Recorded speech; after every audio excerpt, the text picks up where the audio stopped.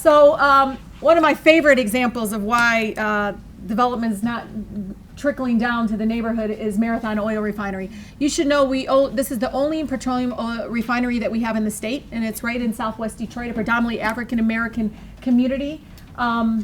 Its $2.2 billion expansion happened about, I want to say 5 years ago. It received a $175 million tax break. It was something that they advocated for through city council and through the state.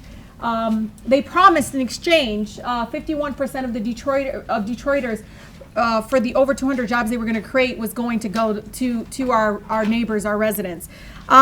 You should know only 15, and this came directly from the Human Resource Department of the city of Detroit, who investigated it.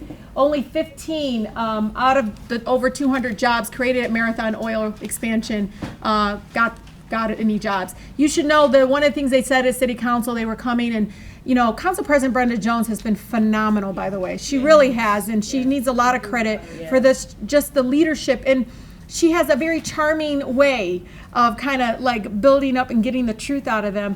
But some claims, indirect claims that people didn't qualify and they couldn't get on the job. But you should know, I found 4 residents who went through their internship program and the Henry Ford Community College program, and they did not get hired onto those jobs. So we do have residents that are prepared and willing to work there and can qualify. They are processing the dirtiest crude oil.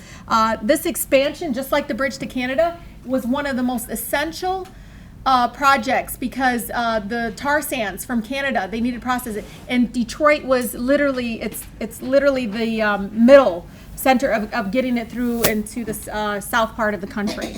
So this is something that was a missed opportunity. I think if we got a community benefits agreement, we would have been able to ensure that our residents were on those jobs. I want you to go to a slide, actually. Keep going. So this is that one. This is Marathon now. This is without community benefit. These are houses. Yes. And you should see, I mean, it looks like it's like NASA, but this is actually an output that was illegal. So this is what you have when you don't actually have this kind of community at the table discussing what can you have when you have a win-win. Community should not have to live close to that, especially because, Sierra Club, who's been organizing there, did this White Cross campaign. If you go to South Schaefer, 48217, and you see a White Cross on somebody's lawn, and people are always asking, like, oh, they belong to the same church? I'm like, oh no. That White Cross, this is a White Cross campaign. Residents put that in front of their houses. If somebody died of cancer in their home, had cancer, or some sort of respiratory disease. And so when you go through the neighborhood and go through the community, you can see those White Crosses. It's actually horrifying, really tragic. So if you can go back. So Marathon Oil, so they didn't get a community benefits agreement. We're still continuing on. They have, because one of the things that developers will agree to is community advisory boards and things like that. And they're all okay with that as long as they just want to talk to us. We have a community advisory panel, they call it, at Marathon. It's great. We come there, we talk to them. The thing that's not so great is nothing happens afterwards. And they just listen to us talk about, what was that fire? Oh, you had an explosion. Why didn't you evacuate us? Why is there, trucks going on this route when you close down 4th Street? So there's a lot of that happening because we don't have a seat at the table where we, actually have to be listened to. Michigan State Fairgrounds. A lot of folks overlook this one too. This is 157 acres. There's been a number of community leaders, residents in the neighborhood that really want to see transit. They want to see other plans with it. They have not, the doors have been closed on them. The last meeting I went to, Magic Johnson's group, which is proposing to do the development there, they were coming. We had like 200-300 people there. They announced the meeting. It wasn't something we coordinated, inviting the residents to come. It's the first time I've ever seen this. I've been a community organizer for a long time. I've never seen this. We show up. It says, oh, great, you all showed up. We actually don't have the plans yet. And everybody's like, what? And so we were all like, let's hope they listened to us in the previous meetings about what the development should look like. And they had nothing. And it created an uproar of fear of they must have something, but maybe they're just not sharing it. So that's continuing on, and sugar law and folks, we're still really working on. We just filed a bunch of FOIAs, Freedom of Information Act requests, and hoping that we might get some information about what the community should expect for that project. The Myers and Brightmore, great project. Community's really excited about it.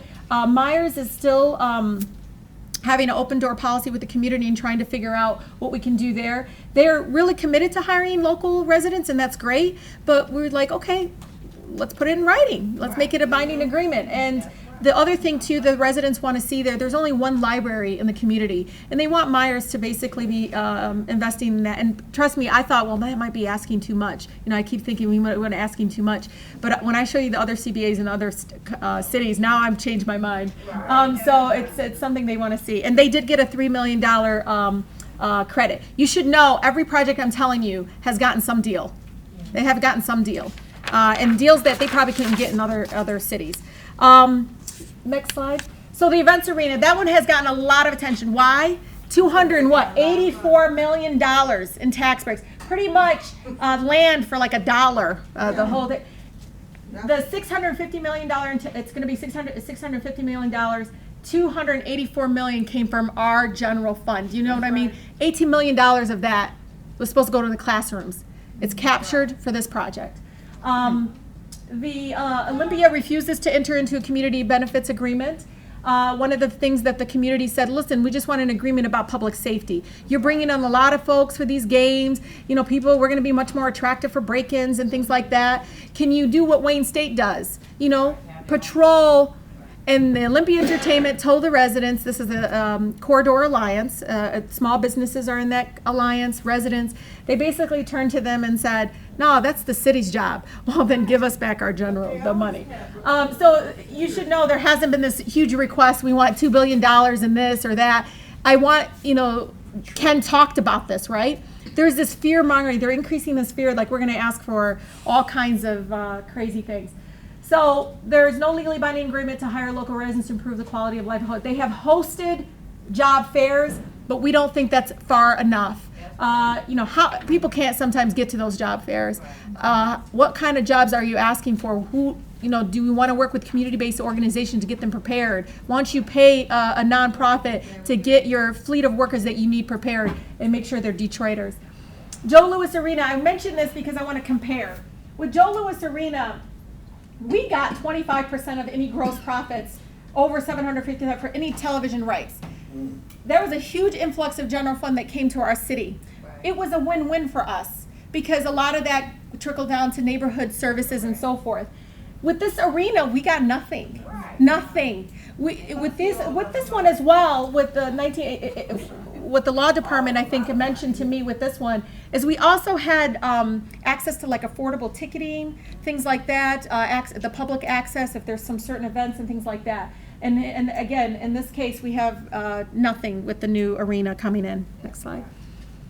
So when we did the presentation with some of our state elected officials to encourage them to support community benefits, we show this because a lot of them, I know Rebecca and I, when we went door to door campaigning, I mean, this is something that we saw a lot of. And we just wanted them to remind them, this is why we're so passionate about this. This is why we think this is the best option for us right now as we move forward with any of these developments. Next one. Okay, so I want to show you this. One of the things I always tell the Canadian government about the new bridge is, look, we've learned our lesson of what we don't want. And you should know, you can't see it, but Windsor over here is beautiful. Look at that. It's dense, it's gorgeous, it's a win-win. There's a lot of green space here. You go over there, you're like, wow. You know, you come over here, you think, is this really pure Michigan? Because one of the things that you'll see is all concrete. He just like bought up everything, it's Maddie. But he took over here, he literally trespassed and took this park illegally. But I just want you to see the potential. He did, I swear to God he did. And I want you to see the potential of the fact that to us, this is not a win-win for the community. In this zip code, 48216, where this bridge is, 3 times higher rates of asthma hospitalization among adults. Okay, and that does not include the 1 of 5 children that have asthma in Southwest Detroit. Next slide. You saw this. You should know the community there is really, really suffering. You're going to see more stories about the fact that they did push for green buffer area. They did start displacing or did a majority displacement for the Oakwood Heights neighborhood. And the Oakwood Heights neighborhood is right there. I really think it's because I used to get copied on all the emails. There was a woman there that every day, anytime she saw any output and odor, sometimes there's hydrogen sulfide odor, it burns your nose, inside your nose.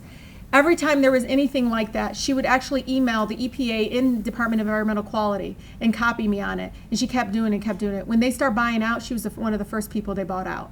Because every time she did that, inspector, we have 11 inspectors for DEQ, was go down there and ticket. And when they went down to the city of Detroit for something, for Consul asked, how many violations have you had? None.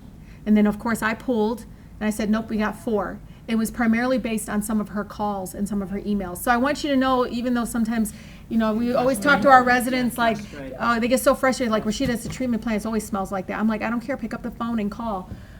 So it's really important that you're proactive in that. Next slide. So CBA policies have been well established in other communities.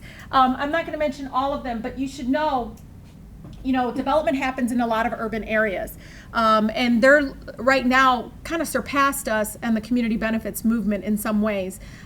We are special in that we're the first to actually introduce an ordinance. And I'll talk a little bit about that and what the triggers are. But you can see here that, again, it's well established. If you ever want to look at any of that, let me know. Sure Law has that information. Next slide. So the ones I do want to highlight is this one. So with the stadium, I thought, okay, and I remember, I think they got, I don't know what the break that they got, but they got some sort of break. But they got $1 million for a grocery store. They got a First Source Employment Center. Not like, let's go to Northwest Activity Center and recruit people. It's like, no, we're going to have an employment center. That's where you go, you get training and all that stuff. I mean, it was amazing. The creation of master planning, so forth. Here they're going to agree to work with Pittsburgh YMCA to build a community center in the neighborhood. And then it goes on to talk about $500 for 6 years for a neighborhood partnership program focused on development and social services for treatment of drug addiction. Twitter in San Francisco. I did Twitter just because everybody knows Twitter. Twitter got $70 million in payroll and stock option taxes for 6 years. They got a big break. Here they did $3 million each year. The agreement is about, I think it's for 4 years, the agreement, not 6 years. But the CBA is for 4 years. So every year they invest $3 million each year for the Neighborhood Learning Center, $3 million a year for nonprofit organizations. So they're going to almost like a foundation, put it out there, get requests for proposals for grants, and allow provide service or grants or funding for nonprofits. And then it talks a little bit about incorporating. I love this a lot. I know people don't think, but to me this is really a great partnership. These are things that they creatively came up. It's like, oh, we can maybe provide the IT for schools. So it's not direct money, but services. This is creative in that way. Yeah. Here, same thing, $60,000 per year in free advertisement for various nonprofit organizations. Again, this is really great, and this is the direction I'm hoping our city can go towards. Lansing, the same Jackson state rep, Polutsky, introduced a bill. What the bill does is says no local government can pass a community benefits ordinance, period. So pretty much killing almost 3 years of work of Council President Brenda Jones. She had personally come up during lame duck last year, testified in committee. Well, they didn't let her speak actually. And she came and advocated, and we were able to at least kill it where it didn't come up for a vote. I think that there is intention here. I think, honestly, some of the business groups here in the city of Detroit are extremely fearful of this requirement, this engagement of the community, and they're going to possibly try to advocate and move this thing forward. Of course, we're going to fight it. Ken Harris is all go ahead and do it because we're going to put it on the ballot. So that's happening. The local ordinance support, you should know, is Council President Brenda Jones. Her team and I are still working, obviously, doing some research and so forth, but they're not going to have a next hearing on the ordinance until they choose who the next city council person there is. And so they're doing that process first before they revisit it.